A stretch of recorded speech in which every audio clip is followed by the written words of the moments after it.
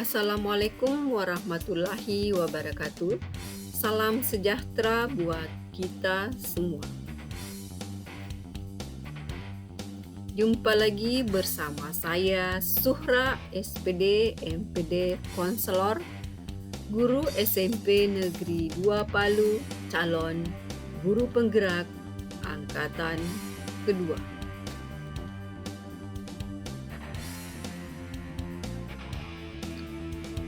Pada kesempatan kali ini saya akan membuat koneksi antar materi pada modul 3.2 tentang pemimpin dalam pengelolaan sumber daya.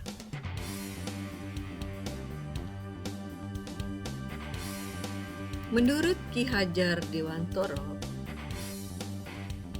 pendidikan adalah menuntun segala kekuatan serta kodrat yang ada pada diri anak agar mereka dapat mencapai keselamatan, kebahagiaan yang setinggi-tingginya, baik sebagai manusia maupun sebagai anggota masyarakat.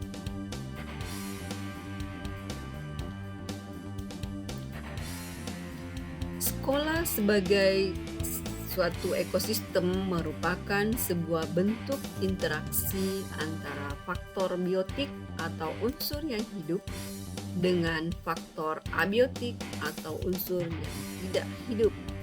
Kedua unsur tersebut saling berinteraksi satu sama lain sehingga mampu menciptakan hubungan yang selaras dan harmonis.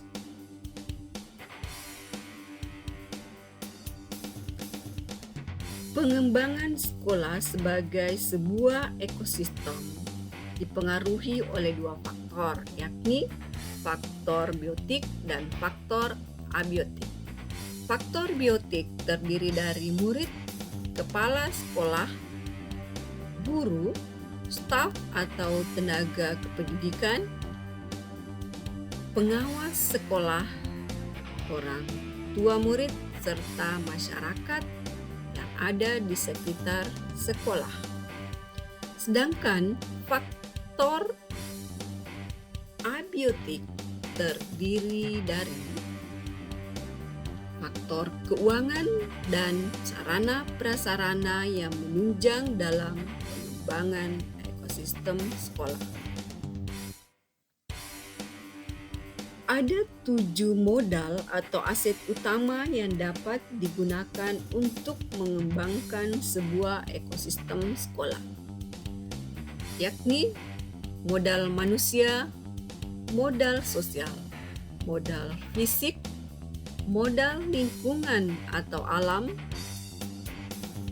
modal finansial, modal politik, serta modal agama dan budaya.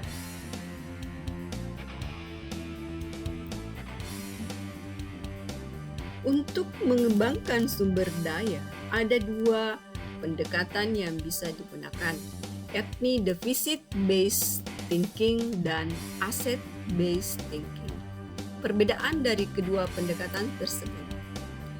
Pendekatan deficit-based thinking lebih berfokus dan berkutat pada masalah yang ada, kemudian mengidentifikasi kebutuhan dan kekurangan, berfokus untuk mencari bantuan dari sponsor atau institusi, merancang program atau proyek untuk menyelesaikan masalah, serta mengatur kelompok yang dapat melaksanakan proyek. Sedangkan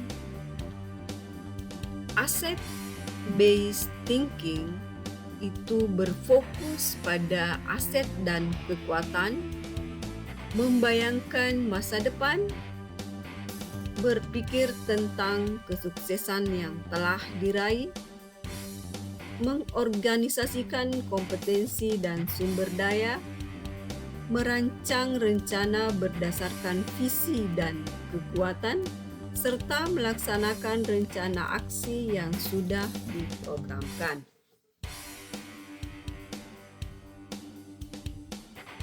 Kesimpulan dari keterkaitan antara modul titik 2 tentang pengembangan sumber daya dengan modul-modul sebelumnya adalah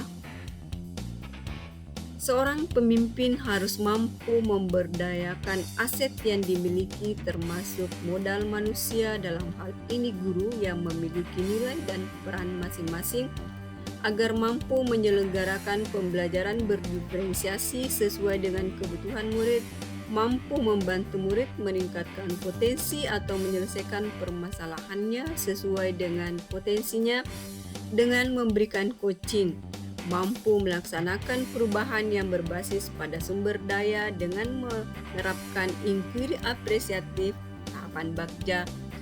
Pemimpin harus mampu mengambil keputusan yang efektif dengan menggunakan 4 paradigma etika, 3 prinsip pengambilan keputusan serta 9 langkah dalam pengambilan keputusan.